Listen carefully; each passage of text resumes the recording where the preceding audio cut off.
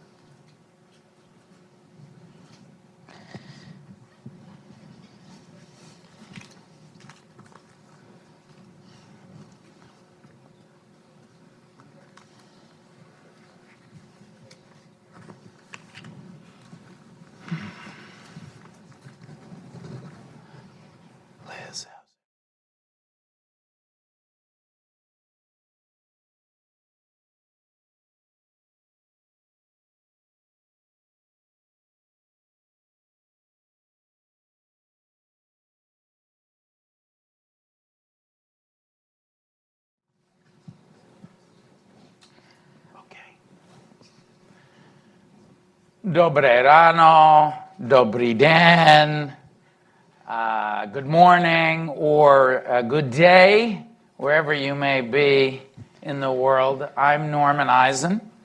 I'm a senior fellow here at the Brookings Institution in our Governance Studies program, and the chair of our signature anti-corruption initiative at Brookings, Leveraging Transparency to Reduce Corruption. It's a global action and research initiative led by Brookings together with Results for Development. Today, we will discuss the crucial issue of beneficial ownership transparency, which I sometimes describe as the missing link that the world is finally filling in to the anti-corruption equation. For those of you who are less familiar with beneficial ownership, that certainly does not include our guests, who I'll introduce shortly on stage with me, live or virtually. But for those of you who are less familiar, beneficial ownership transparency aims to provide the public, the press, and other decision makers, including within government, with information on who owns or controls entities, trusts, foundations. And it's so important because you can't really understand the vicious cycle of corruption or the virtuous cycle of anti-corruption and democracy promotion without understanding who owns what and who benefits from flows of cash, whether legal or illicit. So beneficial ownership transparency provides governments and civil society organizations with the necessary information that they need to combat modalities of corruption like money laundering, illicit financial flows, tax evasion, using extraterritorial real estate and other asset purchases to park ill-gotten corrupt gains, and on and on. At Leveraging Transparency to Reduce Corruption here at Brookings, we've aimed to complement the important work being done all over the world, and we have some of the leading experts on beneficial ownership and beneficial ownership registries, the place how to implement this information, make it available.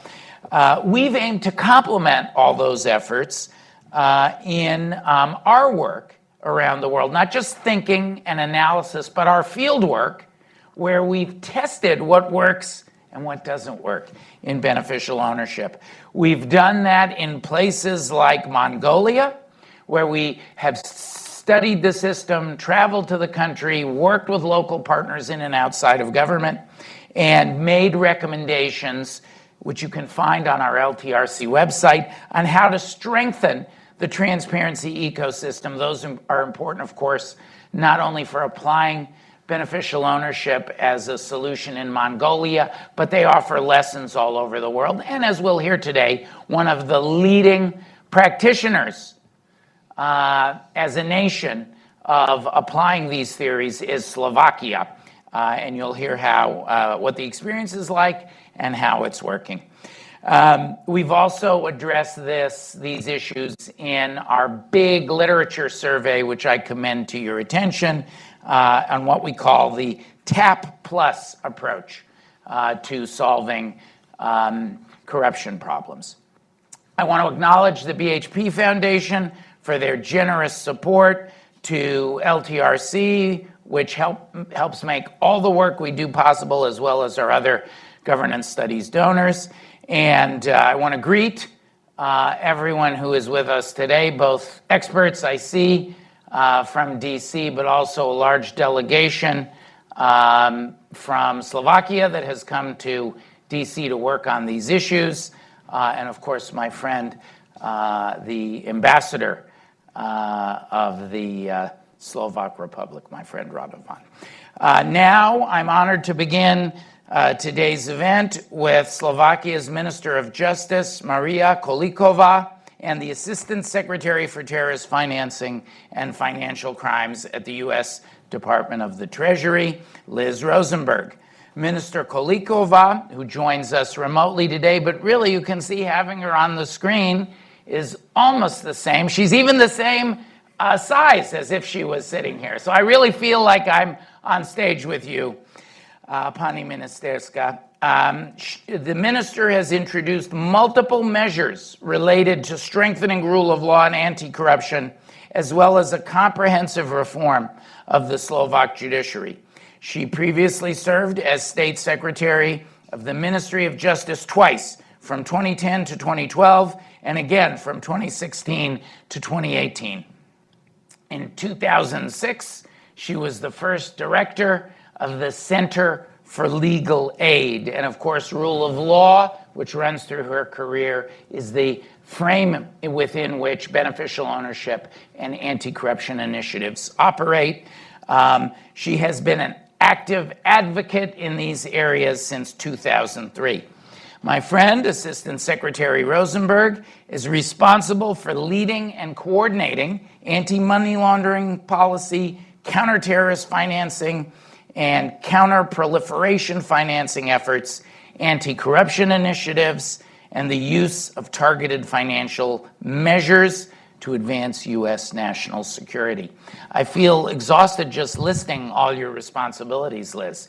Prior to her confirmation by the United States Senate in December of 2021, she served as counselor to the Deputy Secretary, who we've also had the honor of welcoming for a fireside chat here at Brookings. And from September 2013 until January 2021, Liz directed the economics program at the Center for a New American Security. I will now pass the virtual microphone to Minister Kolíková to offer some introductory remarks. Pani Ministerska. Thank you very much for the voice. Excellencies, distinguished guests, dear Elizabeth, dear Norman. Thank you, Brookings, for hosting this very promising beneficial ownership transparency event. I am really very grateful for this opportunity to present a few remarks on the past and future of beneficial ownership transparency from the Slovak governmental perspective. One of the most pervasive economic crimes in the world today is definitely money laundering. It has been estimated that some 1 to 2 trillion American dollars, or 2 to 5% of global GDP, goes through a laundering cycle each year. The enormous volume of dark money creates serious threats to democracy and erodes rule of law worldwide. This wouldn't be possible without the involvement of professional intermediaries, such as bankers, lawyers, or accountants. Thank you. It is my honor to present that in 2017, Slovakia was among the first countries to implement an efficient beneficial ownership registry targeting public expenditures. And as you mentioned, at that time, I was the State Secretary of the Ministry of Justice. At that time, Slovakia was the only country in the world operating its register with a robust ex-ante and ex-post verification involving gatekeepers. Early in the legislation process, we recognized the need to incentivize intermediaries to investigate, verify, and disclose beneficial ownership of companies. Recent evidence from different leaks, as well as from investigation into Russian assets abroad, shows that in pursuit of personal interest, the intermediaries often create enabling corporate structures that facilitate illicit activities of political and economic elites, thus motivating them to work for the public good turned out to be a very successful strategy in Slovakia. This innovative public-private partnership was introduced by the 2000 Anti-Shell Companies Law. It requires any private entity, both local and foreign, dealing with public finance or public assets to register its beneficial owners into a public online register. It grants exclusivity to gatekeepers to register clients' data. As the law requires in-depth investigation and verification of the submitted data, intermediaries can charge reasonable fees for this service. The strict liability for the accuracy of the data is shared between intermediaries and their clients. Practical application of the cooperation between states and gatekeepers can be demonstrated by the following facts. As of February 2021, out of 31,000 registered entities, only less than 50 natural persons from tax havens or offshore jurisdictions were registered as beneficial owners. Considering that hundreds of offshore companies appear in a complex ownership structure of Slovak entities, these figures show that the look-through principle works well with our register.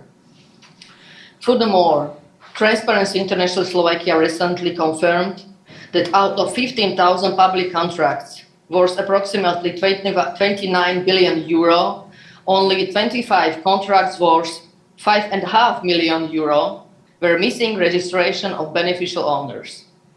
Although 31,000 registered entities do not look like a huge number, the fact that we gained complete transparency of the beneficial ownership of public transaction worth nearly 30 billion euro, considering that the state annual expenditures are around 50 billion euro, is really a great success. Colleagues, allow me please another short remark on the benchmarking of the Slovak beneficial ownership transparency framework. A couple of months ago, as a result of Pandora Papers, FATF initiated multiple actions aiming at raising the international standards of beneficial ownership transparency. The proposed changes to the FATF Recommendation 24 on transparency of beneficial ownership are encouraging countries creating a central register of beneficial owners or an alternative mechanism. Slovakia created such a register for companies dealing with public assets or funds back in 2017. FATF proposes further that countries consider public access to beneficial ownership information. Slovakia provides full public and online free of charge access to the beneficial ownership information from its special register since 2017. FATF also requires a 25 beneficial ownership threshold as a maximum. In 2017, Slovakia even lowered the threshold for family members and other shareholders acting jointly. FATF finally accepts the need to cover foreign entities, for example, offshore companies that have a sufficient link in the national beneficial ownership registries. Slovakia requires foreign entities doing business with public sector to register its beneficial owners. FATF requires that the collected data contains adequate information that is sufficient to identify the natural person who are the beneficial owners. Despite some GDPR pushback, Slovakia collects and publishes date of birth of beneficial owners as a crucial identification since 2017. Importantly, FATF recognizes that beneficial ownership information shall be verified. As mentioned before, Slovak Special Register provides for compulsory verification of beneficial ownership data by gatekeepers.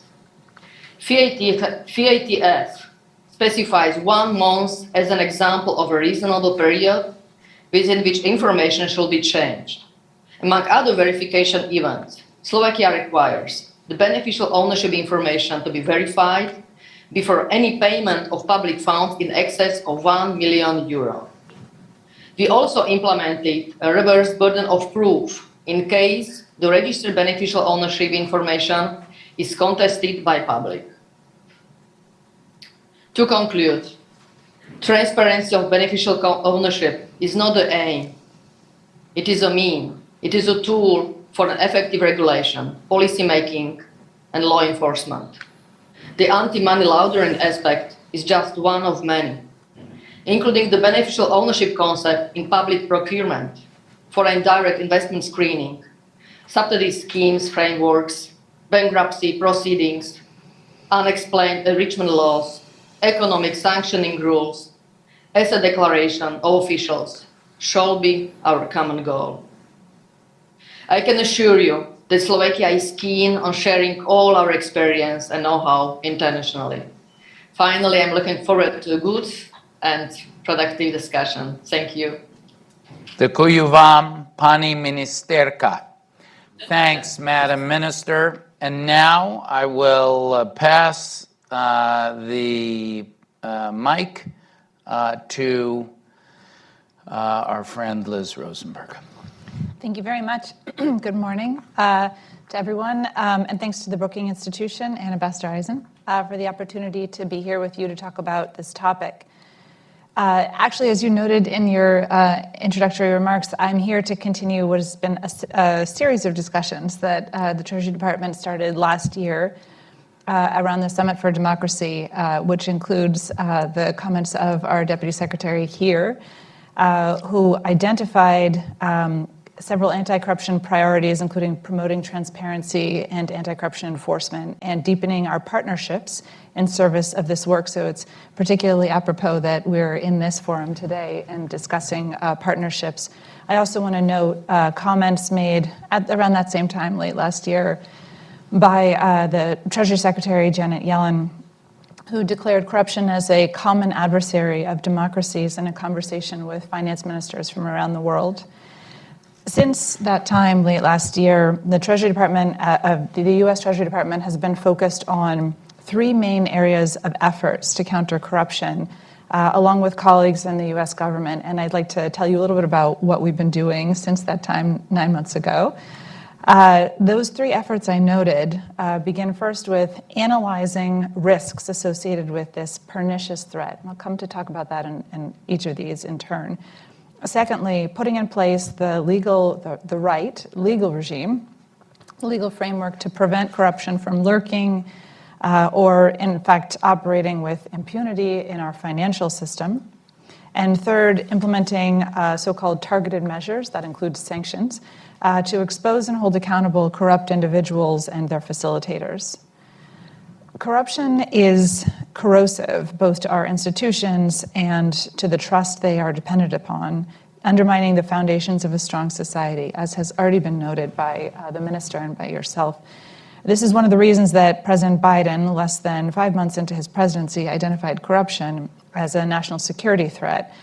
It's a problem when it happens here in the United States, when gaps in our law allow for it to occur, and where our legal regime permits the proceeds of corruption, wherever they are generated, in the United States or elsewhere, to be stashed and laundered in our financial system. And corruption is also a problem for Americans when other jurisdictions that are besieged by corruption are then less able to engage with us collectively to address common problems. And it undermines the peace and security that goes along with a fair and participatory society.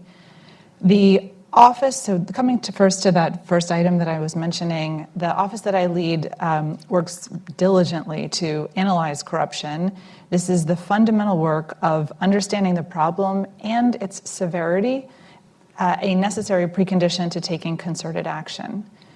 In our 2022 money laundering risk assessment, a major effort that we do every 2 years, our team described the persistent themes of corrupt individuals engaging in fraud, embezzlement, bribery, extortion, the misuse of companies and other legal entities, also all cash purchases of real estate, and the financial facilitators known as gatekeepers, including to this community here, that move this dirty money along. That work and the concern you all share, I think, about those activities, wherever they may occur, but here in the United States, sounded an alarm and enhanced urgency that we all feel to take action. It led the Biden administration to release its first national strategy to counter corruption, a document with which many of you may be familiar. The second line of effort I noted is the regulatory work to enhance financial system resiliency to the threats of corruption. Think of this as mitigating vulnerabilities or closing loopholes, like anonymous companies, a topic which brings so many of us here today and focuses our professional work. Think of anonymous companies, large cash purchases, and for us this means tackling these risks head on, including driving right at, for example, low levels of accountability and disclosure required for the kinds of individuals who are the highest risk for engaging in or succumbing to corrupt activity. And really this can run the gamut from municipal officials in the US taking bribes in exchange for procurement contracts, we've already discussed procurement, to corrupt foreign officials or their families investing millions of dollars in US real estate, another problem that has been documented extensively. This work for us and the US government to strengthen financial defenses against corrupt individuals, or against corruption, individuals and entities, includes the Treasury Department's Crimes Enforcement Network, known to many as FinCEN, working to establish our own beneficial ownership registry in the United States and to set disclosure rules for large all-cash commercial real estate purchases. These are really, many of you know this, but just to underscore for people who are newer to this topic, these are game-changing rules and the most important anti-money laundering reforms of our generation in a 50-year arc of anti-money laundering regime in the United States. Some of the work we've also been doing, this regulatory work, closing loopholes work, includes Treasury's work, the US government's work to strengthen global beneficial ownership standards. So we heard a little bit about that from the minister. I share the enthusiasm and dedication to this work. The office I lead as the head of US delegation to the FATF, and puts forward considerable effort into helping to, with colleagues in FATF, establish these standards. Just to say another word or two about this work, this current work to enhance the standards around beneficial ownership, or those standards relevant to corruption, countering corruption at FATF. They require all countries the updating standards required all countries to collect information on the companies formed in or with meaningful business ties to jurisdictions. Also, to ensure their law enforcement authorities have access to this information, so competent authorities, depending which may be bespoke in each jurisdiction, as well as requiring that countries know the ultimate owners of companies bidding for contracts, public contracts. I just want to affirm that particular point. Also, significantly, in the spring, at the FATF Ministerial, we have worked to strengthen the mandate of the Financial Action Task Force to counter corruption itself, to focus the body's efforts on the more effective implementation of the UN Convention on Corruption and projects relating to the misuse of citizenship by investment programs, and by additional projects on gatekeepers, so individuals that may get rich helping senior officials or others steal from their citizens.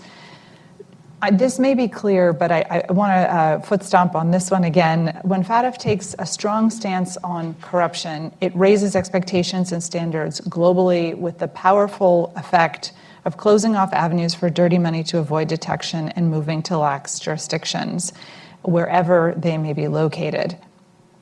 the work of my office and our colleagues around the US government to support partners abroad in shoring up their legal regimes in order to meet these FATF standards may be complicated or bespoke. It is different in every instance. The financial footprint in every country is different. Their risks are different. But it is essential, it's fundamentally important to deny kleptocrats and corrupt officials the ability to hide in the financial system, consolidating their political power and influence. That third area I noted of US government work, and Treasury's work in particular, is exposing corrupt officials, the facilitators who do their dirty work, and the institutions that they have brought to ruin with laundered money, kickbacks, and fraud. Some of this work becomes public, such as sanctions designations or arrests and prosecutions that rely on suspicious financial activity reports, or known as SARs, collected by FinCEN in our country, our financial intelligence unit. Sometimes the work, however, is not public, such as when our foreign partners draw on SARs filed in the United States for their own law enforcement activity, or when they use downgraded or declassified intelligence information to also get at corruption in their own jurisdictions. I want to just close here by calling out an effort that the U.S. Treasury Department is deeply involved in right now. I expect many of us here consider ourselves stakeholders and committed to this work, and this is the sanctions and law enforcement efforts or other efforts to impede the corrupt and kleptocratic actors who help to sustain and benefit from President Putin's rule and his war machine. These efforts by the United States and our partners have powerfully energized national governments to act against corruption. And by way of example, as of earlier this summer, the G7 froze more than $30 billion in assets and seized real property, including yachts, jets, real estate, and other items.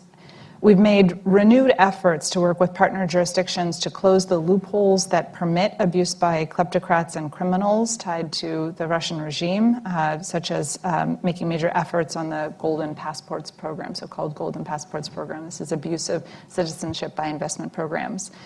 So in context here, dirty money has been the lifeblood of autocracy for much longer than the months of Putin's war, of course. But the response of so many countries now to prevent the proceeds of Russian corruption from percolating through the global financial system is not merely an exercise of good governance and financial transparency.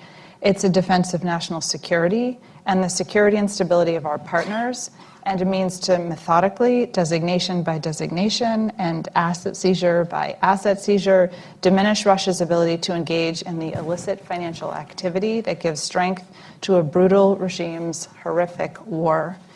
Over the months to come, the Treasury Department will continue with much of the work that I've already outlined. I'd be very happy to discuss it further with you all in our conversation. Thank you. Thank you, Assistant Secretary Rosenberg. And I'm going to begin by coming to both of you with a couple of questions, and then we've been monitoring. We have a huge online contingent of attendees in this hybrid event as we tiptoe back into real life here at Brookings. So we have some questions that we're also going to take from our viewers.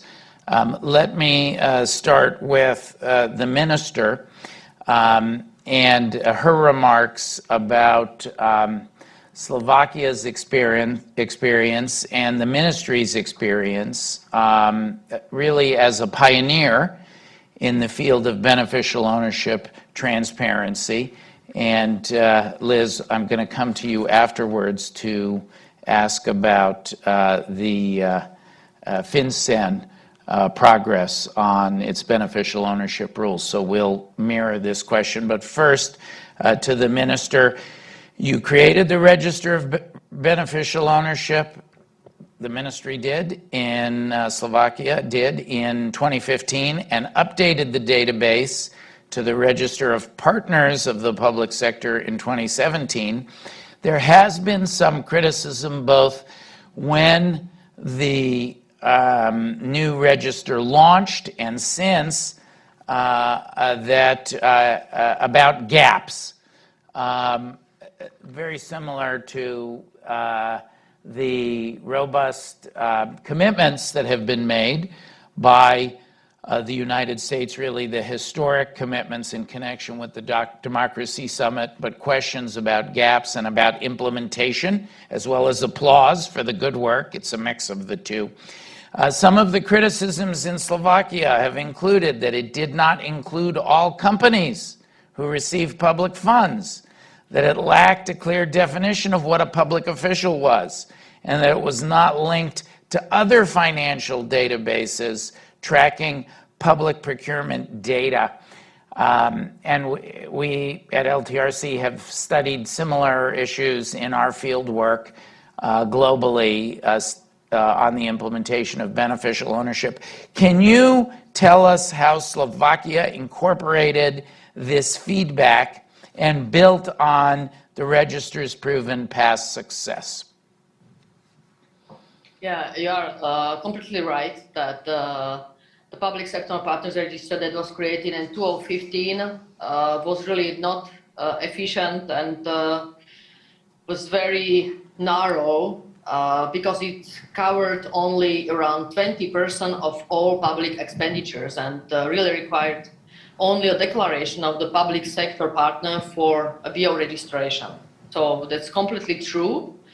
Due to continued suspicions of massive conflict of interest and corruption in the public sector, we decided to widen the scope and the whole BO verification system. So we widened the scope and included all dispositions with public assets and public funds, including EU funds, so that vast majority of public expenditure is covered by the registration duty. In other words, private sector entities may receive any cash and non-cash consideration from the public sector only if they disclose and register their BOs. Secondly, we introduced verification by gatekeepers. These are intermediaries from the ranks of professional service providers such as attorneys at law or tax advisors. For a fee, they verify BO information independently before entering the data into the register and assume co-liability for the accuracy of the data. So this is really a huge difference from the previous declaration system. And thirdly, we introduced a robust sanction system with high fines, in some cases up to the amount of the economic benefit gained by the public sector partner. And last but not least, the ex-post review of the accuracy of the data was entrusted to a special court. So I think this is very important that there is special role for the court. And in case there is a reasonable doubt about the accuracy of data, the reverse burden of proof requires the partner to provide evidence on the accuracy. So, I mean, you are completely right that the criticism came from the civil society before the new register was launched. And now I'm very happy that actually civil society nowadays confirm that as the amendment of the law is implemented, so the recent legislation seems to be fit, we may say. Well, I think this event exemplifies the public partnership between government and civil society, and we'll hear more about that on our second panel.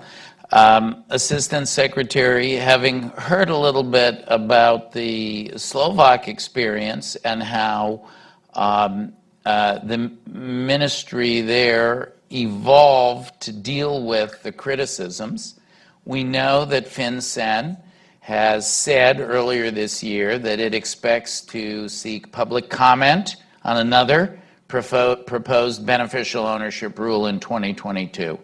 And we know the seriousness, both from your remarks here as well as when the Deputy Secretary came for his first public remarks after the release of the first ever comprehensive U.S. strategy, your commitment to analyzing the risk, dealing with the regulatory work to close loopholes, and then the targeted measures and beneficial ownership crosscuts those, particularly the latter two. As we wait for the new beneficial ownership rule, can you tell us what we can expect, when we can expect it, and more generally, on beneficial ownership, and more generally, how you're tracking the commitments that were made as part of the Democracy Summit with that bold strategy, the implementation. Thank you for all of those questions. Just to pick up on something you just said, beneficial ownership, it really cross-cuts everything. So you're asking me this question as a first follow-up is, I really appreciate and commend you doing that. We too see it as highly significant across all areas of our work. Perhaps that is a view shared by everyone who is participating or tuning in to this conversation. With regard to the work that FinCEN and Treasury broadly is doing to support implementation of it's a legislative mandate we have to bring forward the beneficial ownership database in the United States. The legislation required 3 different rules that together will constitute support and constitute the establishment of our beneficial ownership database. There is one that has been out there in the public, including for comment. We've received really robust comments on that. Actually, the minister's comments really hit quite close to home because many of those same issues that you raised that were the subject of public conversation, public-private partnership, for you all is for us. These are some of the same, not surprisingly perhaps, these are some of the same themes that we've thought through and worked through, and we've heard from a lot from U.S. Covered entities, those who would be regulated, those who have a stake in this regulation here. It is our practice not to comment on ongoing rulemaking, so I do not have a lot to tell you with regard to your specific questions. But I would just underscore 2 other quick things which will address the issue more broadly. I noted in affirming what you said that beneficial ownership really cross-cuts everything. There's several other rulemaking processes that we have open right now that we all see as part of a broader effort to enhance significantly to close loopholes, to enhance transparency, to go much further towards good governance. You may have seen the real estate rulemaking that we have moving forward right now. There's also another request for information on gaps in the U.S. AML system, which is another important opportunity to hear from the public and stakeholders about what should be addressed with regulation in this way. And I will just close by saying I am honored and grateful to have the opportunity to work with my colleagues in FinCEN and at Treasury on implementing this really landmark, significant regulatory package. It would be aided along if it were fully funded as a mandate from Congress that gave us this opportunity to put it in place. Thank you, Liz. I'm going to transition over now to some questions that are informed. I've been checking the audience questions, and there are dozens of them, as you can imagine. A mix of, as is typical in the end, maybe I'll pass some to John Katz for the next panel, but as you can imagine, a mix of appreciation and cross-examination about the state of play as then Vice President, now President Biden once said to me about our shared Obama administration anti-corruption work. It never finishes. It's like mowing the grass. No matter how much you do, you always have to mow the grass again. I'm going to go first to a question For the minister, there's a lot of interest in our audience in the transition that is happening in the Slovak government, where the minister and some of her colleagues may be, depending on whether resignations are accepted, there may be some transition in the government. That is beyond, those political questions are beyond our purview, but our audience does have an interesting take on them, Madam Minister, which is, how do you assure the continuity of Slovakia's exceptional commitment? And I urge everyone who hasn't studied this to look at the history of the ebb and flow of corruption in Slovakia and the popular uprising that led to the current president taking office, the current coalition, the role of the media, very, very important, the role of a free media, and civil society. Will have my friend Zuzana, a civil society representative, on the next panel, government and the public and the press all working together. How do you ensure that continuity on things like beneficial ownership when there is a change in government? Yeah, well, Norman, you are completely right that the life of a politician is very turbulent. So one day you wake up as a minister and you go sleep as a resigned minister. That's the life of a minister. But definitely anti-corruption policy is an issue that has to be always a part of the program of a politician. So the question is, I would say, what is it already implemented? And so I think more the question is it possible that the system that is implemented in Slovakia can be less stronger? So I think this is difficult to do. What is very good in the system that we have is that the verification is built by independent gatekeepers who are liable for the accuracy of data submitted. So I think that's one thing that is very good in the whole system. And the other is that if you talk about who will guard the guards, so there is independent court that actually keeps the register together with the public. And that's very important. Anybody can challenge BO data in the register if he justifies doubts about the accuracy or validity. In such case, the court opens examination proceedings with reverse burden of proof, as I already said. And this is very important, that it is the court that is controlling the executive power. And then we have third layer of control, it's public control. And that makes the whole system more resilient against political pressure. But I will just finish what I said at the beginning. I think the system that we have is really very strong. And to make it less stronger, well, I would like to see a politician that will do it.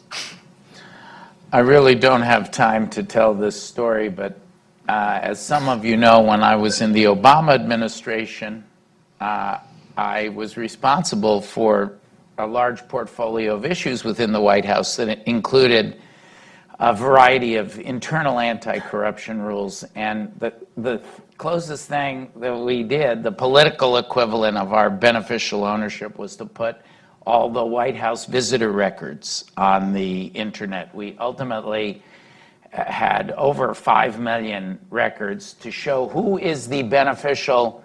The American people are the beneficial owners of the government, and they have a right to know everybody who comes and goes. And then after 2 years, I went off to be an ambassador, and your comments reminded me of one of my former colleagues who told me, you know, after you left, we tried to soften some of those rules, and we couldn't do it because we had baked them into the system. Liz, I'm going to combine two questions. I'm going to do it again because there's so many good questions that the audience is sending us. And And I'll see if I can read. You referenced the Russian aggression in Ukraine and the role of corruption and of sanctions and transparency in pushing back on Mr. Putin's wrongdoing, horrible transgressions. We got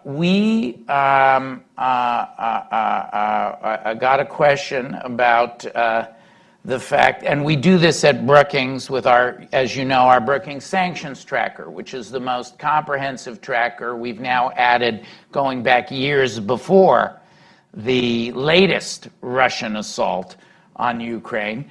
One of our questioners asks, the United States has yet to target 37 high-ranking Belarusian defense officials, 82 Russian Duma members, and many others who have been targeted by our allies.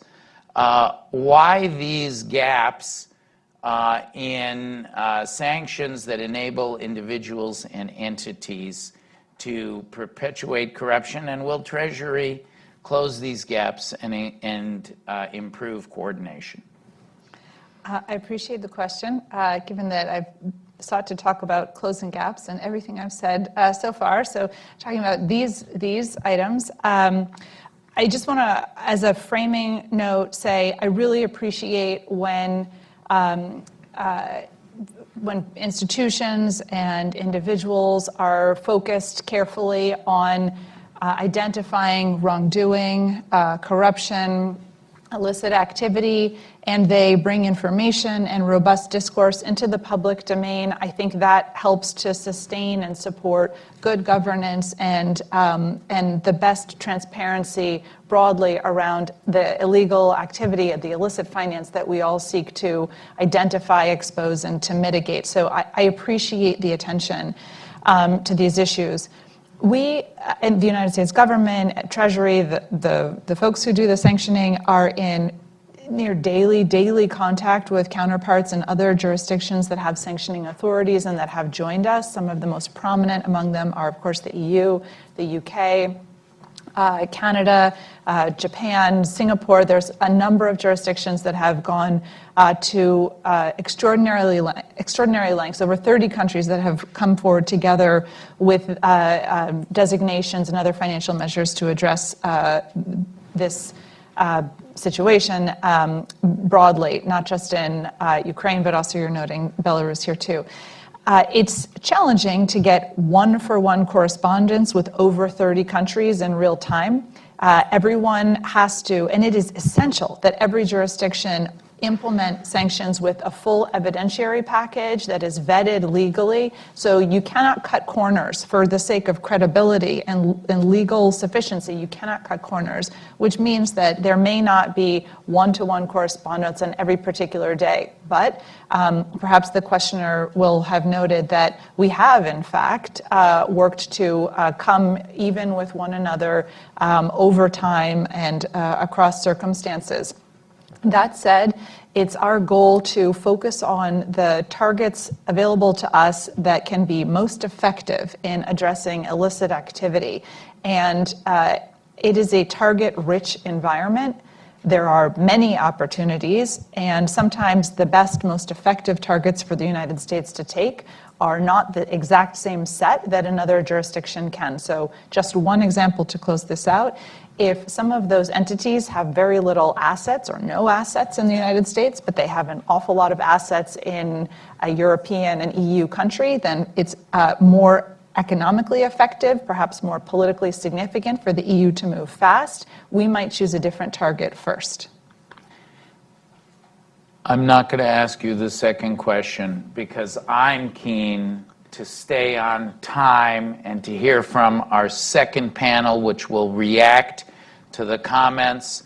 I want to thank the minister for her thoughtful answers to these important, vital questions about beneficial ownership, particularly at a time of political excitement in her life and in that of Slovakia. We don't know anything about that here in the United States over the past few years. I want to thank the Assistant Secretary for her leadership on these issues, her commitment to them, and for Treasury continuing to favor us here at Brookings, even though we ask hard and sometimes uncomfortable questions. I want to thank everyone watching, hundreds of you who are watching, who sent me questions on Twitter, Facebook, texting me. I apologize to all of you. I was juggling your questions. I did the best I could. It was a very rich conversation.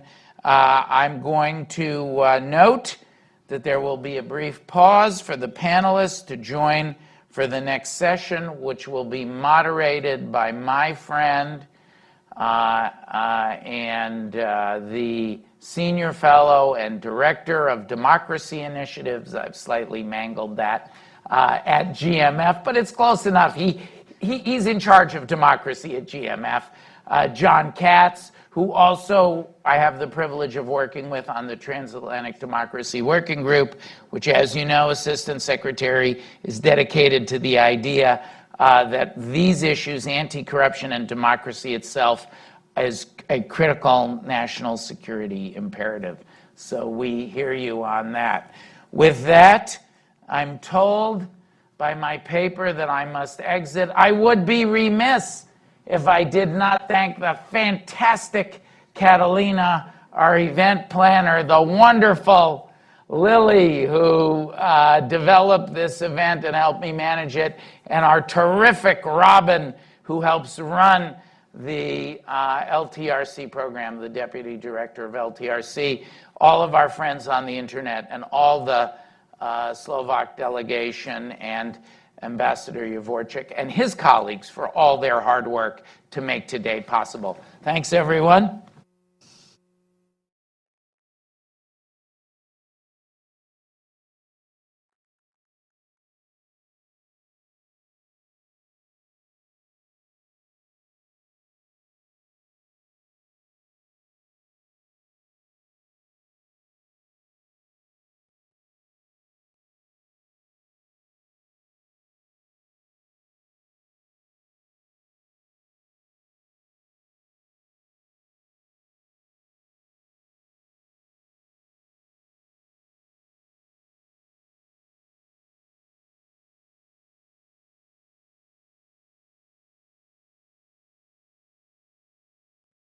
Some water.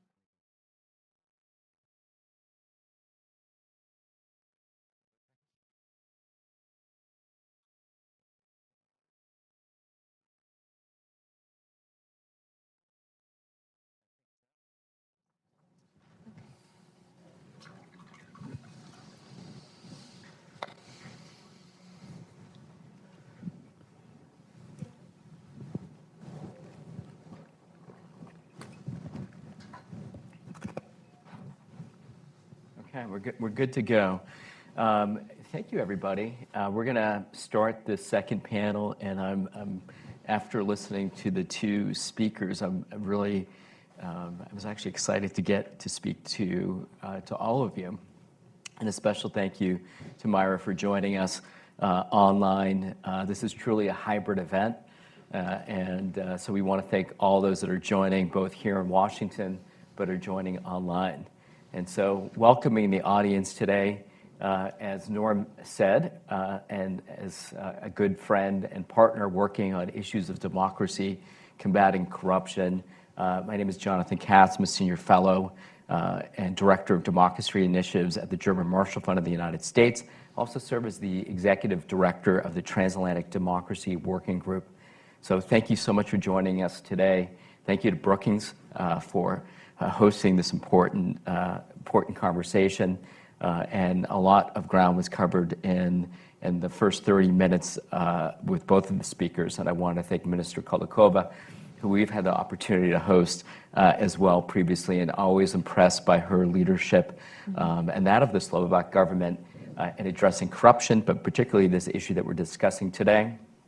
Also, Assistant Secretary Rosenberg from the U.S. Treasury and the Biden administration, laying out, I think, continued steps and efforts of the Biden administration to take new directions in beneficial ownership transparency in the United States, but also working closely with partners abroad. And it strikes me too how important, when I look across both the stage here today, and I'm going to introduce you, I promise I'll get to introductions in a second, that the transatlantic cooperation in this space, while it's important that it be global, and Mária, I'm going to come to you too to kick this off with the first question, because I know that you, TI, are focused on this issue, not only in Europe or the United States, but globally, but how important it is that partners come together at this moment in time. And when I hear the discussion about how to deal with the challenges posed by Mr. Putin, that we know full well the stakes that we all face together and the need to move forward as quickly as possible, but also in an efficient and transparent manner. So this is all part of the process. So we're going to see through our conversation today efforts how rule of law is strengthened, the continued need for democracies globally to double down on combating corruption, including through smart policies and enhanced governmental and non-governmental cooperation. And Norm pointed out, I think this panel that we have today is key stakeholders, having worked within government, having worked with civil society, media, independent media, investigative journalism, but also in the private sector as well. And I was struck by what the minister was saying in terms of the work that the government has done with the private sector as well to make certain that what they're putting in place works, makes sense, and that there's equal responsibility and liability for those that are involved in this process. So we're extremely grateful to our panelists today, including leading committed anti-corruption experts, practitioners in the NGO and private sector space. They highlight the challenges. They will be highlighting the challenges and opportunities for beneficial ownership transparency globally, both and also here in the United States, Slovakia, and elsewhere. So if I can quickly do this, I'm going to just go down the line and just welcome. And I apologize because I want to get to the conversation, so we're not going to read everybody's full bio. It's truncated a little bit, so hopefully if I missed anything, feel free to build on what I'm saying. I want to welcome Tom Townsend, who has served as the Open Ownership's Executive Director and Chief Strategist since 2019. He's an expert on open data, previously head of data policy for the UK government, where he led some of the UK's biggest open data commitments at the national and global level. Tom, thank you for being here, and looking forward to speaking to you about the work that you're doing and your organization as well. I also want to welcome Myra Martini, who is the research and policy expert on corrupt money flows at Transparency International Secretariat in Berlin, and leads the TI movement work on anti-money laundering. AML was spoken about a little bit before, beneficial ownership transparency, and professional enablers. I also want to wake Andrei Leontiev. He's the co-head of Taylor Wessing's Bratislava office and works with clients from the private wealth, real estate, infrastructure, technology, media, and communication sectors, but is also a real expert in the areas that we're discussing today. And last but not least, directly to my right, I want to welcome Susanna Vink, who is a second-term member of the Steering Committee of Open Government Partnership. She has worked as the Director of Fair Play, a watchdog organization for the past 15 years. Also provided seed support for a new NGO, the Currents, that builds a sustainable support ecosystem for active citizens through which it strives to rebuild trust in societies and democracy. So thank you for all being here, and you had a real opportunity to listen to the initial conversation, which really highlighted the work of the Slovak government. And I am going to get to the question, but I'm going to save that maybe for the first round. And what we'll do, just to give you a state of play here, I'm going to offer up a few initial questions, and then we're going to turn to the audience, to participants, to raise any questions that they have. Someone will have a microphone going around to ask those questions, and then the only thing we'll do is ask you to identify yourself and then ask your question. First, I want to start off asking really, and I think this applies to all of you, and I want to talk sort of building off the first panel. And Myra, if I could start with you first. When you listen to the conversation that just took place, and I think all of you are working on these issues, you may collaborate together in different ways, but when you're building up that first channel, what do you see as the main challenges and opportunities for beneficial ownership transparency reform as a means for fighting corruption globally? And I think I heard so many spaces in that first panel where there are actually a tremendous amount of challenges and obstacles in the way, let alone governments changing or the changing of power in governments, but also the challenges faced by civil society or independent media and investigative journalism, much of which led to some of the changes that occurred, including in government in Slovakia, based on investigative journalism combating corruption. So Myra, if I can turn it over to you first, but I think it's quite relevant to all of you from your different lenses and the organizations that you represent. And I do want to ask you too, and I'll turn to you as a second question about how you grade the progress that's been made. Because in many senses, when I hear these two speakers, and I can be as tough as well on them, it seems like we're a little bit behind the curve, or we are in many ways. And I think this has contributed, as you heard, to Mr. Putin fueling his war machine, that somehow we have been the enablers, governments, private sector, and others. And so I do want to talk to you, and I know, Myra, that's an area that you have focused on along with everybody on this panel. So I'm going to turn it over to you first. And if you can, we'll try to keep this, keep your comment short so we can get to everybody on the dais. So Myra, over to you. And thank you again for being here. Thank you, and good morning everyone there, or good afternoon also if you are watching us online. It's a pity I cannot be there in person, but at least we found a way of participating in the conversation. So I was tempted of starting with your second question, but let me stick to the first question. And reflecting a little bit on what we heard in the first panel, I think the main challenge when it comes to beneficial ownership transparency is that we need global action, right? We see now great development across the European Union, for example, where we see beneficial ownership registers being implemented by many countries, but it's not enough. And the Russia invasion of Ukraine made that very, very clear, if it wasn't clear yet, that we need global action. And all the previous speakers mentioned the new global standards of the Financial Action Task Force, which aims exactly that, at creating a common denominator here to ensure that in all countries across the globe, we have this responsibility that is with governments of recording, collecting information on the real owners behind companies. Now, if I need to think a little bit of what are the challenges and what I see as problematic going forward, I would list perhaps three things. First are the gaps and the loopholes, because the systems that we are seeing being implemented everywhere have really important and significant loopholes. We talk a lot about beneficial ownership transparency of companies. We often forget trust.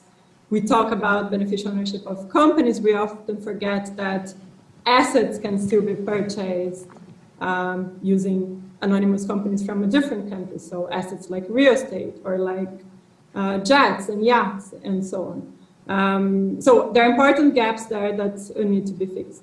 And two other elements, I will stop here so others can speak. I think it's then effective implementation of those registers, and then of course the use of the data.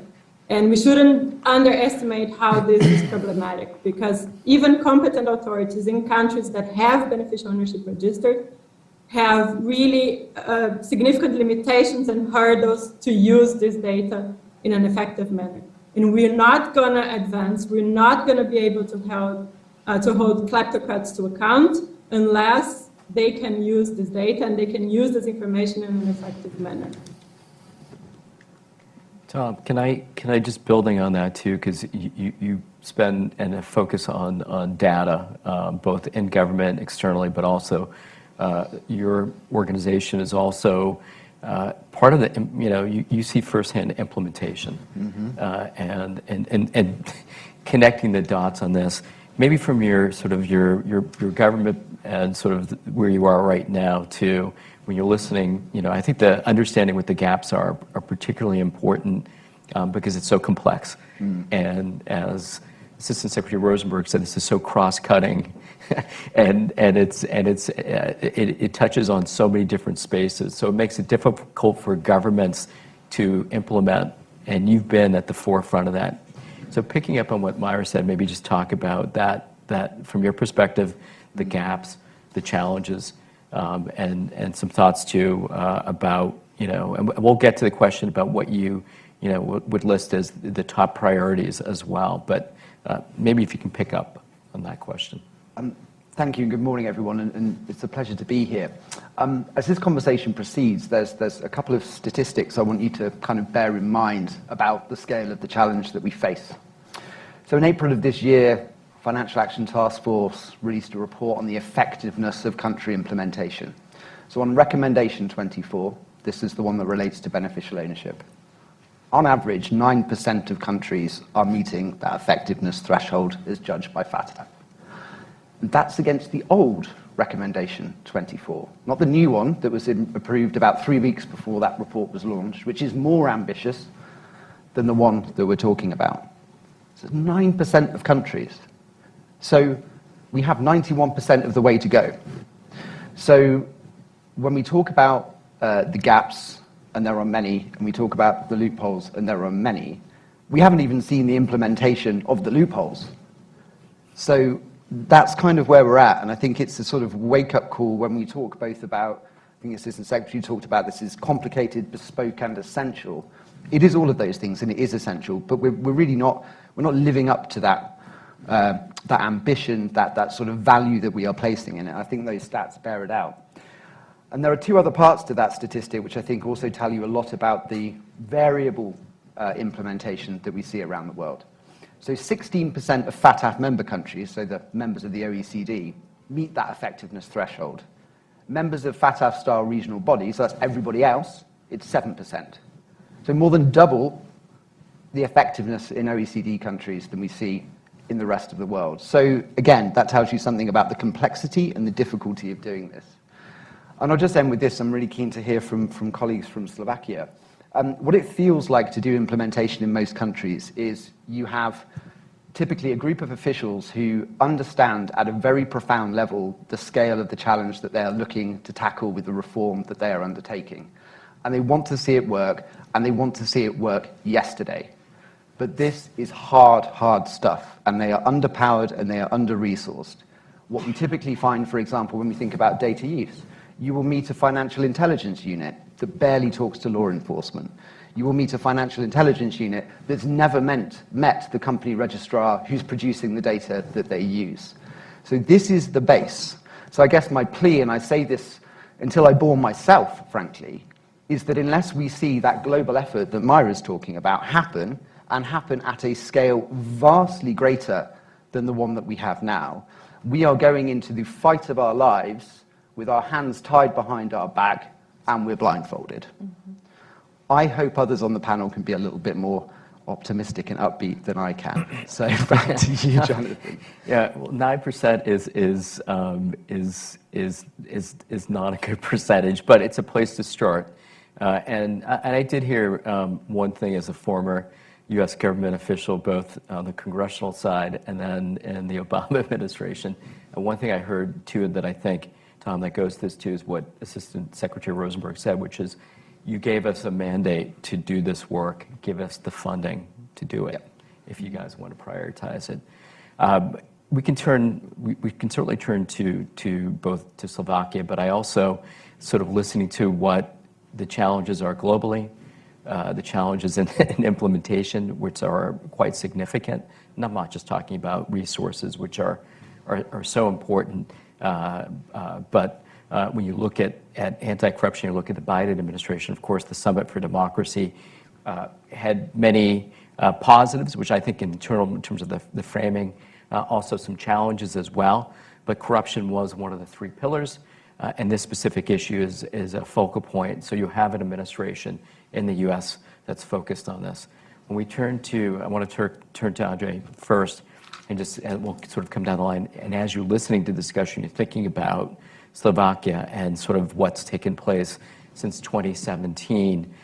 There's a track record, and I believe very well that, like Norm says, that sometimes laws are put in place and they're irreversible, or I'm not sure really that truly that's the case after being in Washington over the last several years, whether I believe that to be fully the case.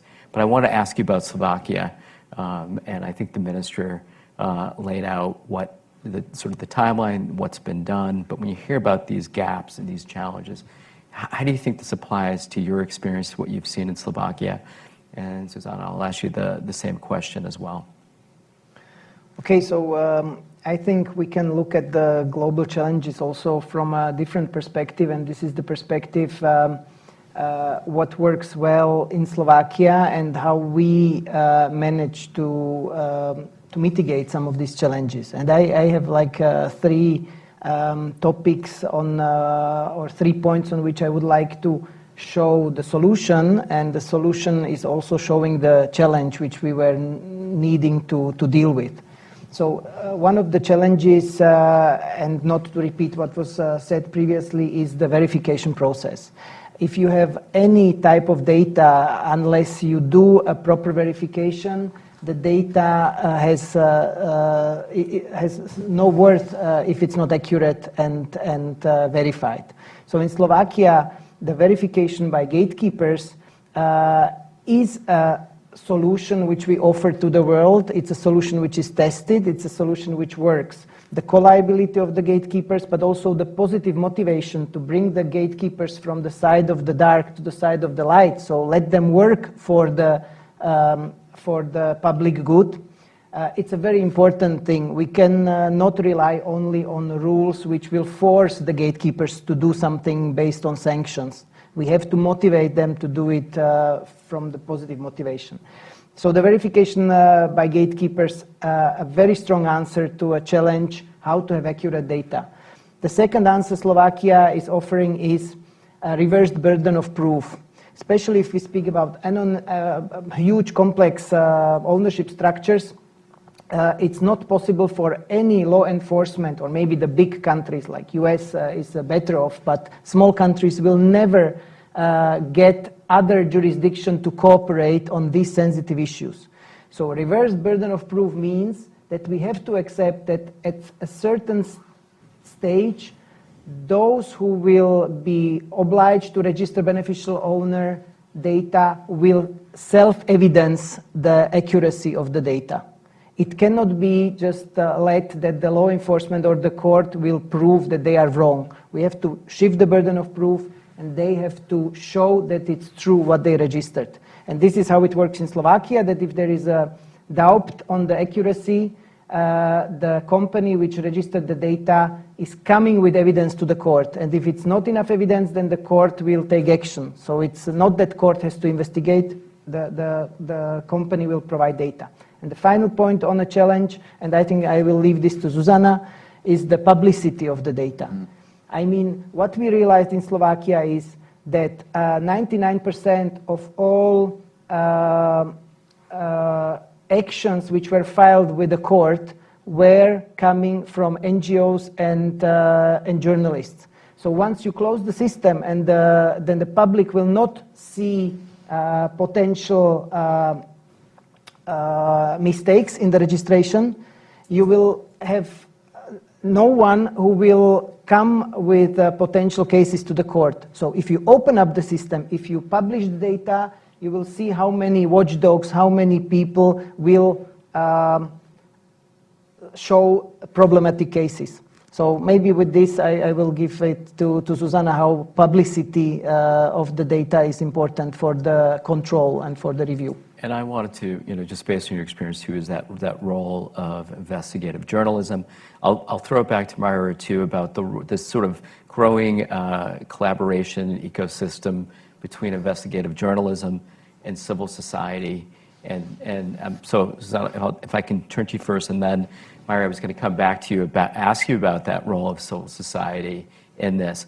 You mentioned gatekeepers have been mentioned several times too, and I think this ecosystem, when it breaks down in countries where where civil society is weaker, or independent media is weaker, and investigative journalism is weaker, it seems that despite even having access to data or maybe having registries that are accessible, that how they're acted on and the responsibility and those who are held accountable doesn't seem to match the challenge that is unveiled. So I'm going to turn to you, given all of your experience, and also this is particularly an acute and important issue in Slovakia as well, and globally. Not only Slovakia, but before I address the publicity, let me just build upon the arguments, because I think that we are missing one key point here, and I will share Tom's concerns, and not for being critical and not recognizing the progress that has been made. It has been made, but as Mária said, the Russian aggression towards Ukraine has shown us how lenient and how slow we were to respond. And what is really sad about this case is not only the incredible price the Ukrainian people are paying for our mutual responsibility and slow action, but that we have seen this coming a long time ago before. And I think that this is a crucial item to realize that an important link was missing in the response of the democratic world, and that was a recognition of stable democracies and developed democracies for being part of the problem, being the invisible culprits, allowing the sources of kleptocracy, oligarchic money, but also corruption, not only draining the resources from public infrastructure in the affected countries, but parking them in their own systems that were feeding their own economy and affecting political decisions. You might only mention one example of European dependence upon Russian energy. And the slow action and response, that's a direct consequence of the influence of Russian oligarchic money and its penetration into the European political decision-making. We have seen it coming a long time ago. So I think the most important lesson that we should recognize here is that we are slow and we are ineffective without public scrutiny. And that brings me back to the Slovak case. I think the most powerful element of the Slovak model is that it creates an ecosystem where the public is an equal partner. As Andrej already mentioned, it's not only enough to introduce a register of beneficial owners, also, although it is a number one step. But it's not enough because the state will never have the capacity to verify all the data. You need to involve the public. By making the data accessible without barriers and without fees. And we are very far from an effective solution globally here.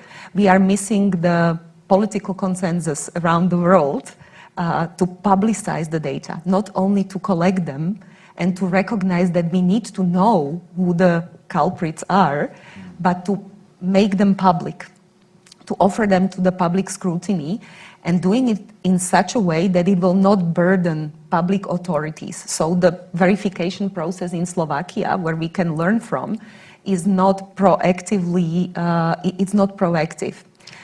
It registers the data provided by qualified personnel like lawyers, notaries, and others, but it can be challenged through the court, not only by state authorities, but as Andrej already mentioned, by NGOs and investigative journalists, who very often through their investigations bring very important indirect links of corruption or illicit financial flows, but what they are missing is the evident proof and an authoritative stamp which can be brought by the court. But Slovak state recognized that through bringing civil society inside the game and making them part of the court proceedings and giving them rights, you can basically strengthen the investigation, and you can strengthen the process, and you can really share the responsibility and the burden. And I think that these are the lessons that we should really learn under the pressure of the current geopolitical problems that we are all facing, that we need to push the states to, if we want to really address this Russian invasion effectively, but also global corruption, we need to recognize that Western democracies who've been leading the way for too long are basically lagging behind currently. And the newer democracies are coming up with much more robust frameworks. So the Western developed democracies need to, I think, double down on their efforts, and they need to recognize their share of responsibility, open up the data to the public, and involve the public into a much stronger ecosystem, because otherwise I don't think we will win this fight. You raise so many important points, and sort of challenges, and sunshine is the best disinfectant here. But it can't be done without the work of civil society, of gatekeepers, of investigative journalists. And maybe if I could quickly come back to you, and then I'm going to go to Myra, ask about civil society, about investigative journalism. And it's a little bit, it's connected to this, and I wanted to ask you, as someone who's been in that role, how you, at the Summit for Democracy, and also the Slovak government was also very supportive of strengthening and support for investigative journalists to combat corruption. Maybe just your thoughts too on how to strengthen that effort. How do you strengthen the ecosystem so that it's capable to help address these challenges? You know, what happened in Slovakia is that we paid a very high price for letting corruption grow for a long time. Maybe you remember a few years ago, investigative journalist and his fiancée had been killed. And this has really sped up the efforts of the whole society. What we were really fortunate about is that in the 90s, when Slovakia was a kind of a problematic child with an authoritarian government, with not a robust democracy, thanks to the assistance of the international community, a very great network of NGOs, a vibrant network of NGOs have been created. We used the opportunity of peer learning efforts, global exchange of information and support to strengthen the independent media, and then later on also reform the judicial system. And I think that all these parts of the puzzle came together perfectly when journalists and NGOs have been investigating corruption for a long, long time, doing it in a very qualified way that challenged the power and caused such a political turmoil that ultimately somebody came who drew a very innovative and a bold reform together in the cooperation with private sector and with NGOs, and realized that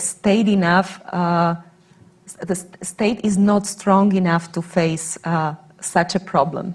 So as Andrei said, the burden was really shared, not only with qualified personnel who are responsible and liable for the information that they enter, but they feed from the wealth of information provided by NGOs and civil society. And when you look at the statistics in Slovakia, only 1/3 of cases in front of the court that verifies beneficial ownership data are started ex ofo. The other 2/3 are really coming from investigative journalists and from NGOs. And because they investigate the cases for a long time, they are really qualified, and they can provide the court with very crucial evidence, and that the court and the judges can take forward, and they can take they can use their own powers to request the information from other authorities. And this leads to a result where most of the cases started with the court are finished during the proceedings, because the companies who are facing the reversed burden of proof withdraw their claims, and they recognize that they can't win against such a wealth of evidence. So a lot of these companies, for example, delete themselves from the register, or they change their ownership structures during the court proceedings, recognizing and disclosing the real beneficial owners, which in the past we have learned that they have been oligarchs and influential people who have been hiding for years and years. And journalists have been pointing out that these people might be behind the ownership structures, but were never able to prove it. While when these forces joined during the court proceedings, these oligarchs came forward by themselves because they didn't want to lose their company's right to bid for public contracts. So these are, such important sort of stories and efforts, and I think, the world was sort of exposed to this with Panama Papers, Paradise, Pandora. I mean, so it's quite extraordinary to see this and that network sort of being built and strengthened, but also comes at a great risk to journalists and to who've been on the other end of violence, even killed in the line of doing this important work that is for the benefit of for citizens and combating corruption. I wanted to, Myra, if I could turn to you about civil society. I know Transparency International has also worked closely with investigative journalists, but also on its own. It was mentioned, I think, a very good point, even in Slovakia, you said 2/3 of these cases that are brought are because of the work being done by civil society and by investigative journalists. I also think, when I think about the work that was done, you talked about the 1990s and the 2000s as there was a transition in Europe and towards membership in the EU, NATO, that there was a lot more funding and support for civil society, particularly in Central Europe. And so I think it's important, whether it's on independent media or investigative journalism. But I want to ask you about the experience of TI and sort of the work you're doing in that role of CSOs and particularly in advancing beneficial ownership transparency, and where do you see that role playing, and how do you strengthen it? Yeah, I think we have been, as civil society, I think there are different roles that we can play here. No, I think traditionally, as an advocacy organization, we have been pushing for better standards, effective implementation of those standards, and this is certainly the case when it comes to beneficial ownership transparency, where I think TI, together with others, played a really important role to even put the topic on the global agenda, right? Because it wasn't always the case that we would be sitting like this to discuss beneficial ownership transparency. But as things evolve, I think our roles also evolve. And you mentioned the role of watchdog, which is an important role that we have been playing through also our national chapters in really going into those registers and seeing what information is there, in tracing assets, and so on. And we work in partnership with investigative journalists. We have a project that calls the Global Anti-Corruption Consortium, which actually, by the way, the US government also announced increased support during the Summit for Democracy. It's a partnership with OCCRP, the Organized Crime and Corruption Reporting Project. It is exactly to do this, to accelerate the impact that those groups have by ensuring that these groups have the resources to cooperate and to coordinate. And through this work, we are able to not only use the case for advocacy or identify patterns and policy issues that are problematic and put forward recommendations, but we also repackage the information that is coming out of this as evidence to be submitted to authorities so they can pursue further accountability. And I just want to give maybe two examples. One is Luxembourg. The country opened up the register a while ago as a consequence of a EU directive. The information is available for free, but not in open data, so journalists scrape the register. Civil society, including us, helped analyzing that data, that information. There were several cases, red flags, that journalists identified cases that were being investigated in some countries for years, and authorities didn't know that a person had a company in Luxembourg. And I speak from Brazil, where I come from, where there was an investigation for at least 7 years, and prosecutors had no clue that the individual of interest had 2 companies in Luxembourg. But then what we were also able to do through this exercise, together with journalists, was trying to understand what are the gaps in that register and what could be done to improve the information. And not long after the stories have been published and reports published, the government of Luxembourg indeed announced the reform of the register, is now going to implement several measures to try to close those loopholes. And another very quick example, which I think is also timely, is the Russian asset tracker, which is a tool that is coordinated by OCCRP. And I did a quick analysis of this tool when it was launched. At that time point, there were 11 oligarchs. 149 assets of these oligarchs had been identified by a journalist, so real estate, yachts, and so on and so forth. Only 2 of those assets were owned directly by an oligarch. The other 138, 39, whatever, were owned through complex structures that pass through countries. Now, let's imagine how long it would have taken to authorities to identify ownership of these 149 assets, given that this information in most of those countries is not even recorded by authorities. So I think there's a really significant, really important role to be played by both civil society and journalists, and if they're able to cooperate, and there are different initiatives aiming at that, Anti-Corruption Data Collective, based there in the US is another one of them, I think it can really help us accelerate the impact.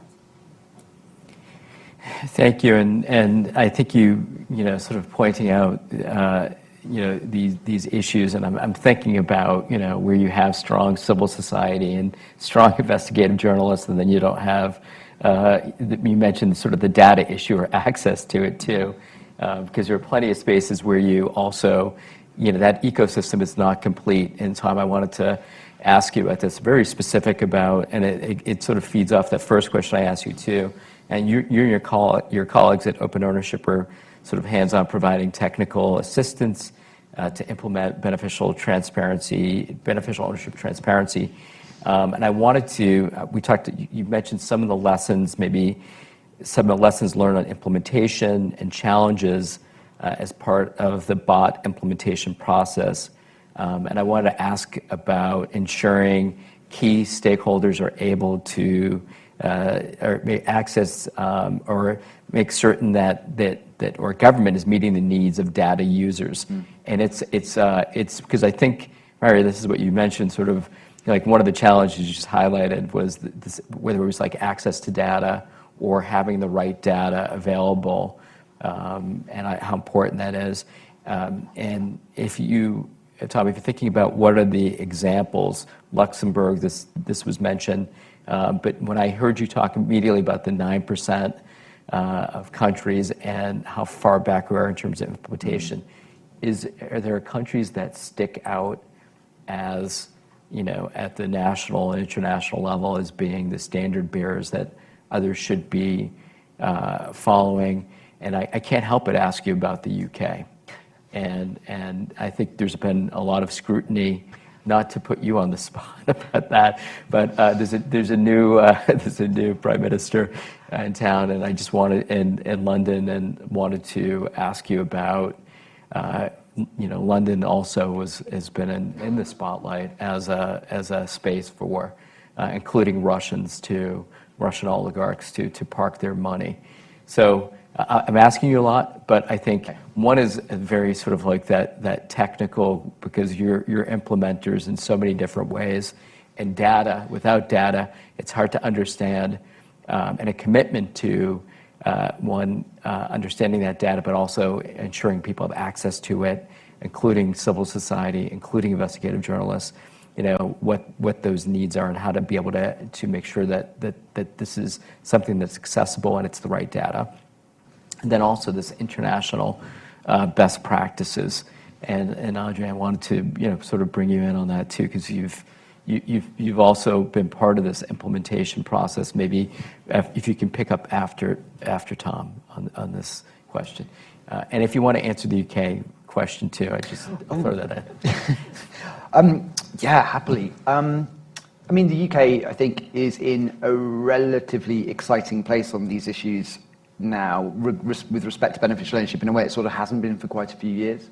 I mean, everyone in this room will be aware, you know, the UK was one of the first movers in terms of having a central register and publishing it. The data on that register is not great, and everyone has said so, and the UK government knows it.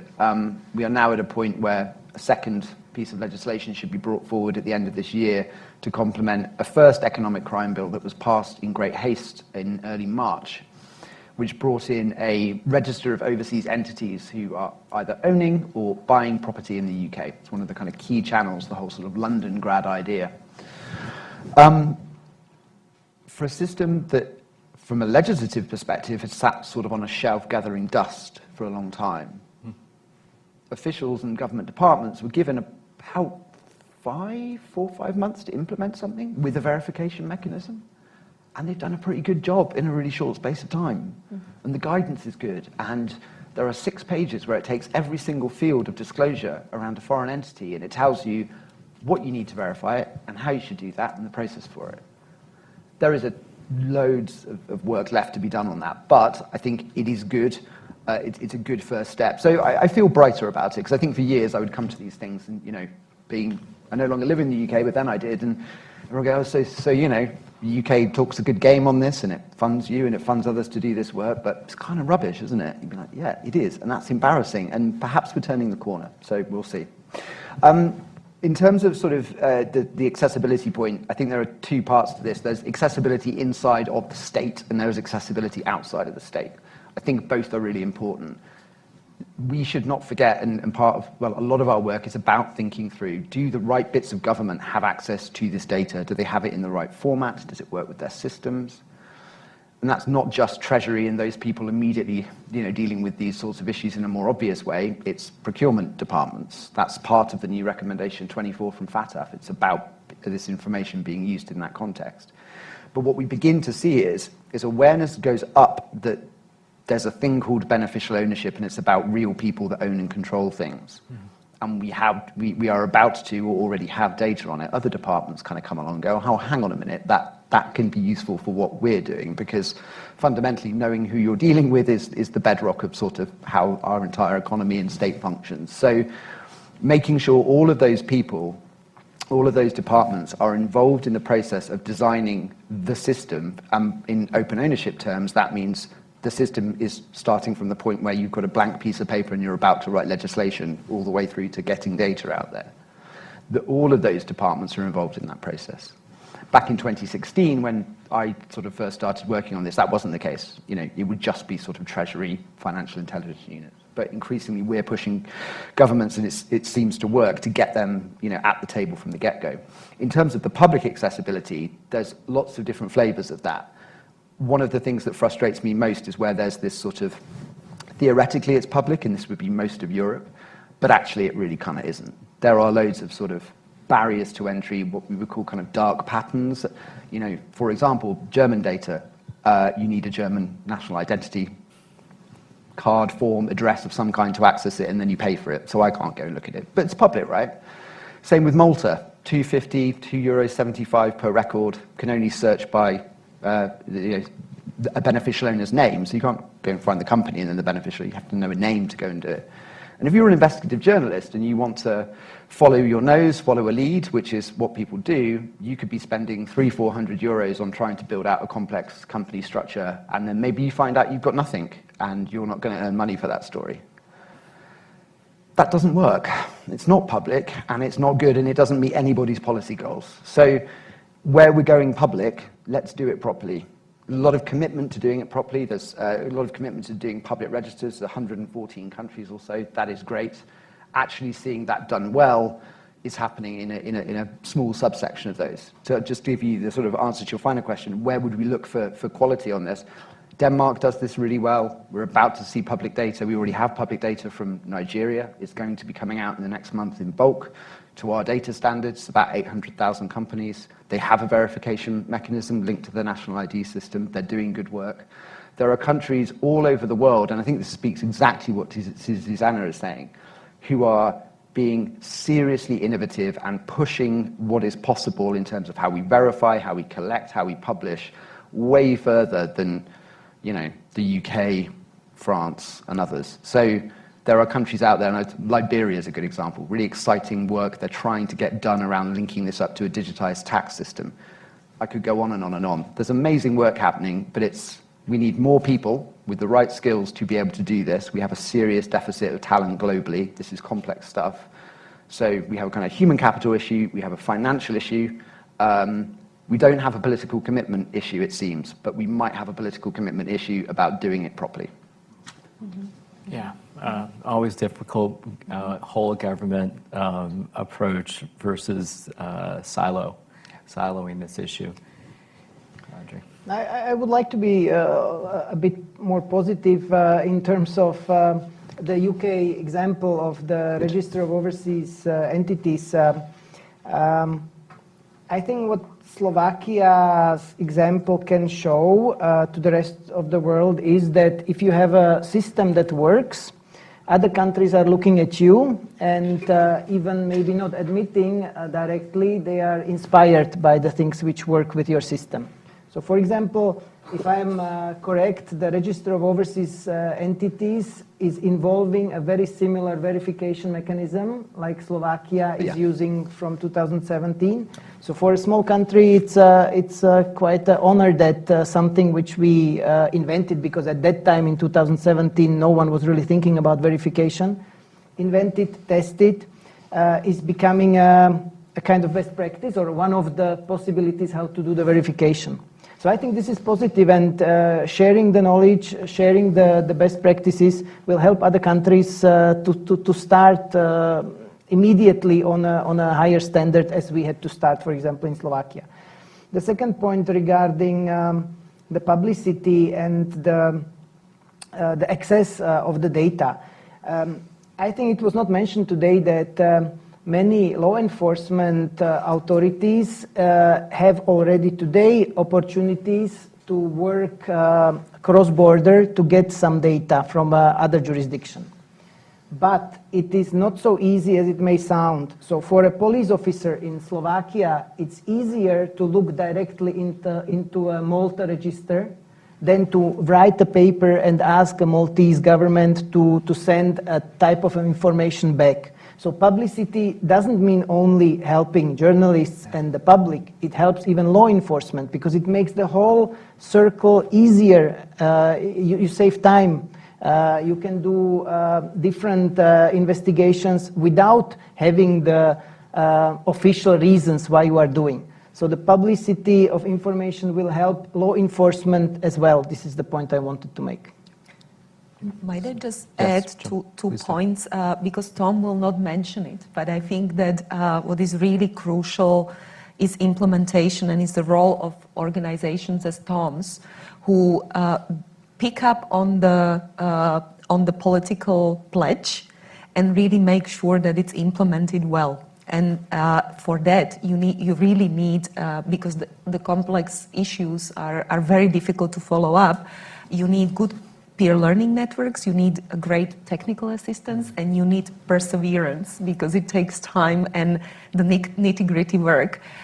So I think these organizations are crucial, and also me representing Open Government Partnership, I must say that the challenge is really global. So the role of platforms like Open Government Partnership that drive the reform and really push the governments to recognize the windows of opportunity and to act quickly and to agree on norms and standards is one thing. But the second thing is then creating the space for actors like open ownership, like local actors together, exchanging knowledge, as Andrei and Myra and others mentioned tons of examples where this exchange is crucial for the effectiveness of all of us, but also providing an implementing mechanism where the political pledges that happen miraculously are really taken seriously and are put into national action plans and are overseen by independent reporting mechanisms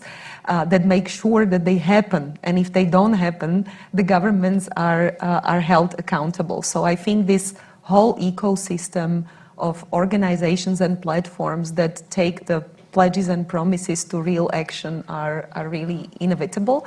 And we can see that open government partnership, that it is one of the fastest growing areas, that a lot of countries are really committing to opening up beneficial ownership, or at least collecting beneficial ownership data. It's, as Tom mentioned, is coming up to 100. But we need to make sure to strengthen the networks and, as you said, the funding and the capacities of all of us to make it really happen. Yeah, you see this often even with lawmakers with the best of intention, but don't recognize or understand the implementation of what needs to take place and how difficult it is. We want to turn to the audience for questions. And so if you want to, we have a couple of microphones out there. Thank you. If you want to, please raise your hand. I have a ton of questions I want to ask, but I don't want to hog the session. And so please raise your hand if you have a question. And, okay. Just please identify yourself. Hello, my name is Lily Blumenthal. So my first question would be, what is a minor modification to law that countries can make to begin the change to a more transparent system? Just very shortly from my side, making beneficial ownership registers public. We are missing this consensus globally, and we are missing it from the major economical players around the world, like US, Canada, and other players. And without their commitments to publicize the data, I think we have such a loophole, so many loopholes that we are never going to be successful in this fight. We have a question over here. That's a good question. Thank you. I'm Ben Novak. I come from the other side of the table, from the journalist side. We've been talking about Slovakia as a case here. I've been reporting from Hungary for 10 years. Some of the investigations that I've looked at, there is a lot of cross-border activity when it comes to beneficial ownership, transparency, or lack thereof. But I'm wondering, you had all mentioned it's very difficult to get the political cooperation to really drive this issue forward. But if we are talking about Slovakia, or Europe in this case, and transparency in Germany, to what extent can this effort be catapulted by the European Union? Beneficial ownership, especially when it comes to public funds, directly tied to the EU. They would have an interest otherwise. What are the policy recommendations you would all make towards the European Union? And also feel free to, I didn't mean to cut people off from answering the last question, so if you wanted to ask the one that was posed by Lily, please feel free to also address that. Thank you, Ben. Myra should go on this one, I think. Should I come in here? Yes, please. I'm happy to give it a go.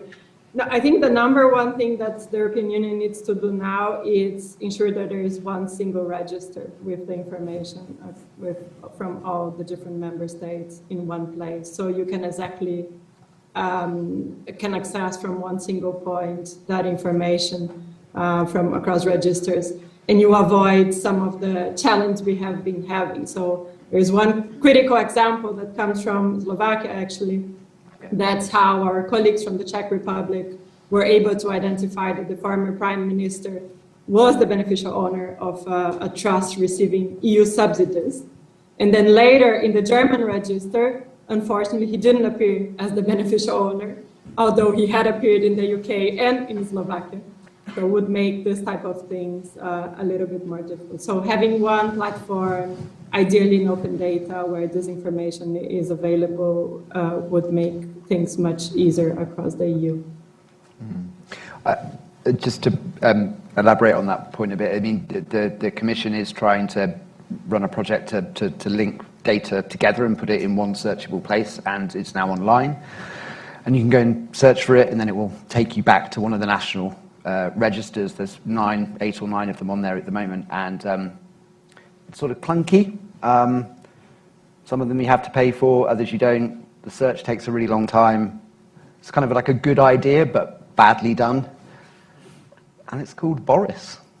Mm-hmm. So I don't know. But it's just a repository, right? It follows the same rules from the member states, and it's just ideally you should aim a little bit higher and have a useful platform that is not just a compilation of not an access points to the register of the country where you still need to register, pay for the information, and so on and so forth.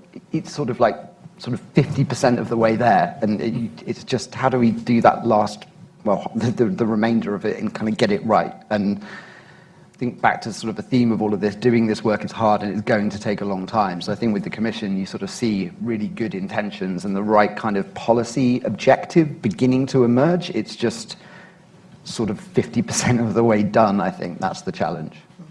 Yeah.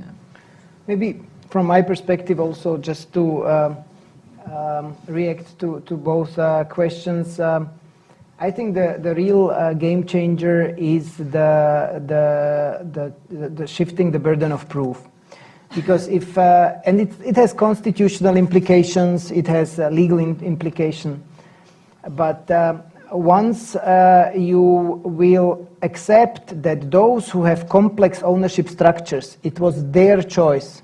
It's absolutely fair they should bear the costs of doing something extra if they would like to use these complex structures, and they have to prove that what they are saying is true. And I think this is, we know how in the UK, for example, the unexplained wealth order was trying to do this. And I think we should stick to this concept and scale and expand this idea that those who would like to use some benefits of the law, they have to bear the evidence that what they are saying is true. And the second question, what could be maybe catapulting the idea to a European level? I think the Russian aggression in Ukraine showed many things which we already touched, but I think one thing is also relevant, and this is that we should come back to the idea that detaching ownership from the liability will not work for the future, and this is the state how it is now. Mária mentioned that no oligarch owns an asset directly these days. And it's not just he's trying to hide the asset, it's also he is not liable, responsible for any action, anything what happens to the asset. And the law was always about you have ownership and you have some responsibilities. So we have to return to the idea that it should be not separated. It still has to be one line where the owner has some obligations towards the asset or towards the company.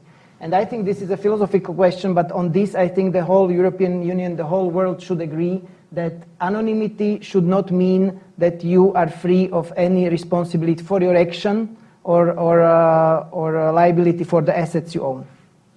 Might I add a short point on this? I think that what we really need from my point of view is to finally consolidate the argument about the right to privacy and protection of the data and defense of democratic integrity. And I really think that there are many examples where two important rights clash.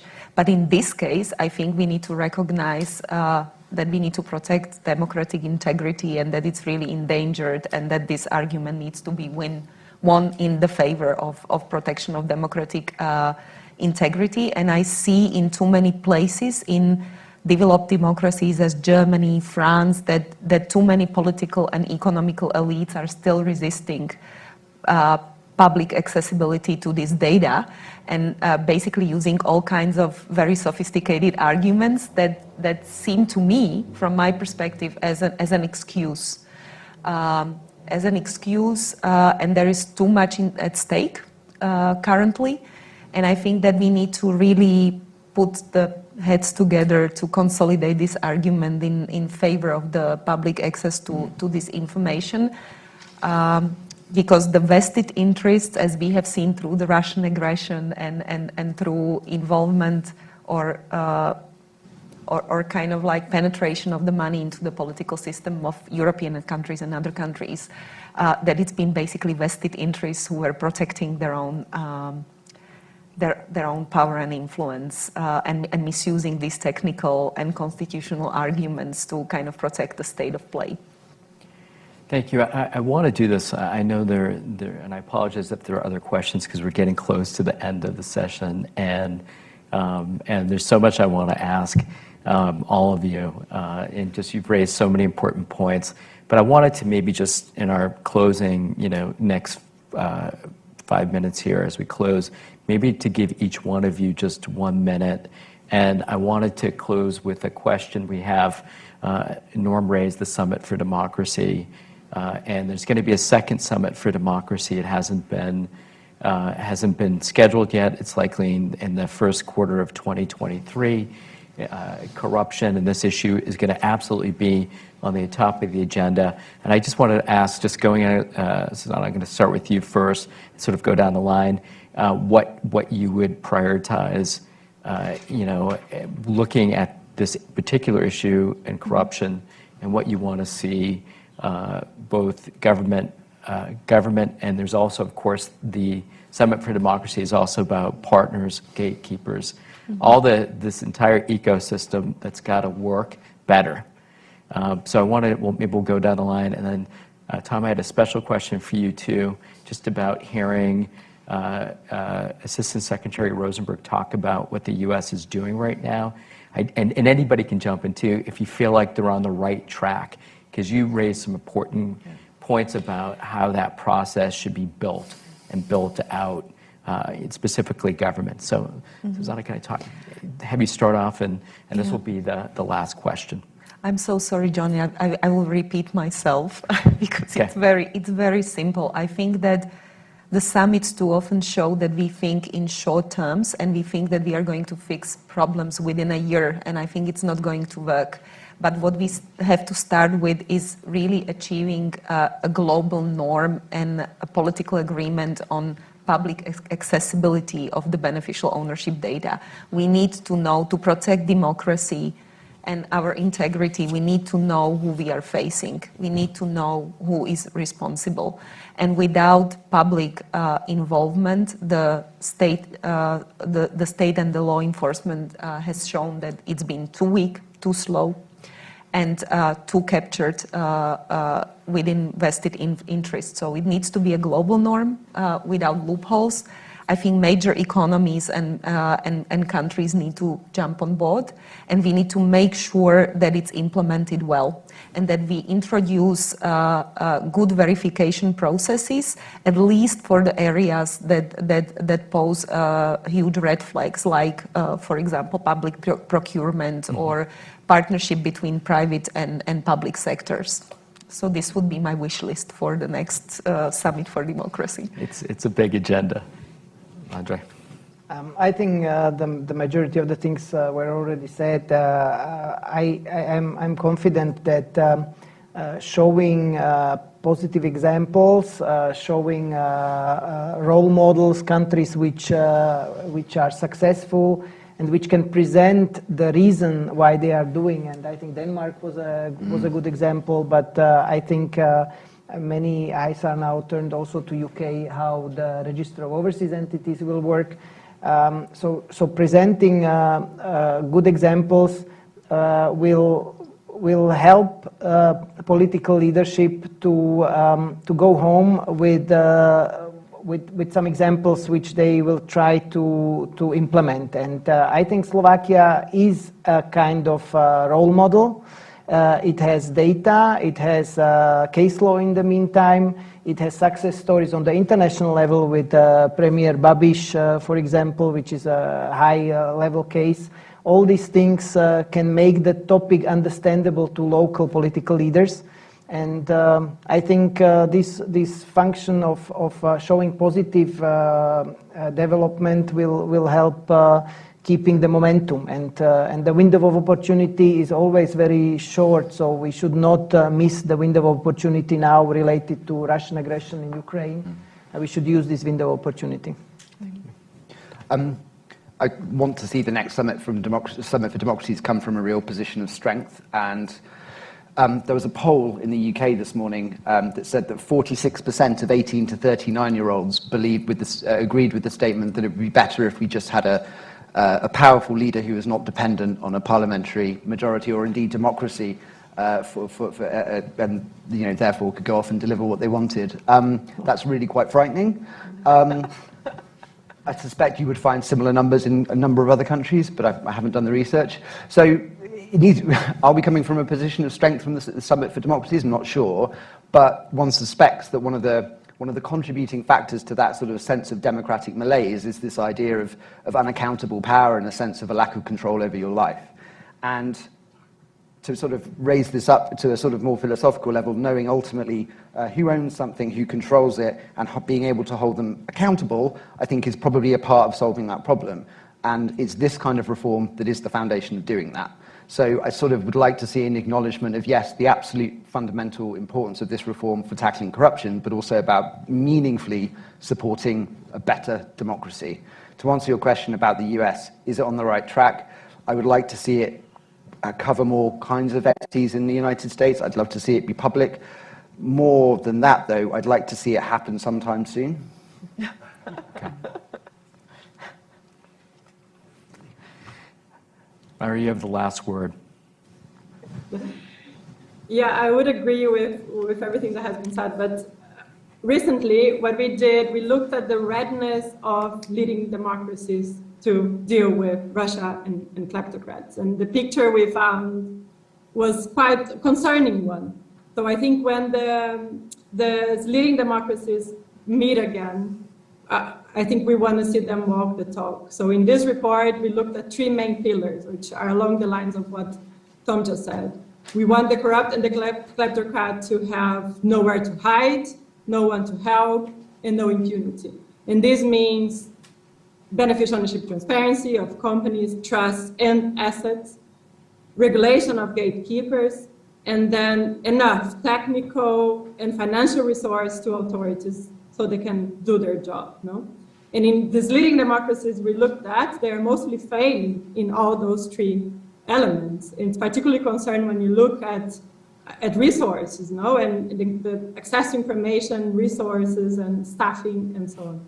So I think and those are not new commitments, those are old commitments, very old commitments. Some of them date back to 2009, 2011, then repeated in 2014, and repeated again in 2016. So I think we want to see them walk the talk, and we want to see action quicker this time, so we don't have to live with those threats and to see results like this one that Tom just talked about in the UK, which definitely is concerning. Thank you. And thank you for all these great recommendations. I think investing in democracies is critically important. Tom, I think the poll that you point out shows that people feel disempowered and have for quite some time because of the corruption and because of what they see. And so it's sort of a bit of a vicious circle. I see this the same line being used here in the United States by certain political parties as well, about strong-fisted or iron-willed rulers. So it's deeply disturbing, and that means we all have a job to do to prove the point that when we combat corruption through multiple means, that it has a direct impact on the lives of those who are affected. Thank you for the ideas on role models, of course, critically important, walking the talk.